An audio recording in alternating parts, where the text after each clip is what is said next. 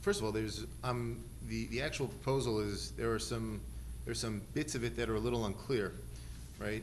Just for example, today we have tier sizes, as everybody knows, and for example, a stock below 50 cents trades in a minimum of 5,000 share increments, or is quoted in 5,000 share increments. There's no mention in the rule of what happens to those tier sizes. Obviously in the NMS world, the tier size is 100 shares. But as far as FINRA's role as a regulator and their mission to, for price and market competition, well, limit order display has been going on for probably over 5 years now. I'm not sure why we need a rule to require something that's already happening. That competition has driven. And I think this is a very interesting marketplace because competition has driven a lot of rules that exist in other markets. Manning type protection was done before it was a rule. Limit order display has been done for years. And at the end of the day, it is a dealer's market still. Like I said before, you need dealers to file 15 C211s to get stocks, securities quoted here. And I think at the end of the day, it's up to the dealers what kind of services they want to provide to their customer base, or if they have a customer base, or if they're just independent market makers, whatever their role is. And Knight, obviously, we handle a lot of retail order flow, and our customers want their prices displayed, and so we do that because they've asked for it many years ago.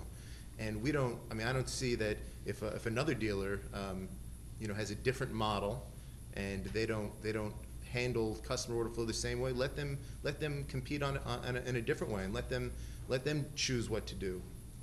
And I think that the retail investors who the regulators are here to kind of protect and make sure they're being dealt with fairly. They're sophisticated enough that they know what they want, and they know where to send their orders to get what they want and what they expect, and to get best X, and to get high fulfillment, high execution rates, and so on and so forth.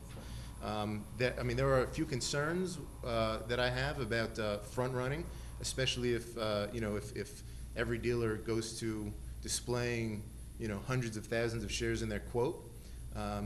Obviously, with access fees, and with that, you could literally step ahead of an oversized displayed order for a de minimis value of 3 zeros and a 1, or actually now 5 zeros and a 1 in some securities, and capture a substantial access fee, and then turn around and interact possibly for free with that oversized limit order. So there are certainly there'll be major gaming implications. Also, we will have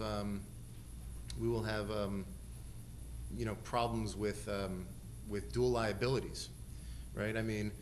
We have this today in the NMS world. We call them no-match trades, where you have a displayed order to the marketplace, and an order on the other side comes in, and you cross it internally, and at the same time, the street interacts with your quote, and you've not gotten the cancel request back from the marketplace yet, from an ECN or wherever you sent that order, and so the market maker, the dealers, wind up with these no-match trades, which are very expensive. And in bulletin board and pink sheet stocks, we have they're illiquid securities for the most part. They don't trade millions of shares a day, and I could certainly see situations where you get one of these dual liability trades and you wind up short some illiquid stock you would never choose to be short, and then you have 204T that kicks in, and you have all these reg show rules, and how do you mitigate that risk? Today, the fact that we're only displaying the tier size for the security, we're displaying price and only the tier size, not the full quantity of the order, kind of helps protect us from these dual liability situations. And I would like to see, if we go to a full display, some sort of regulatory guidance, pertaining to that.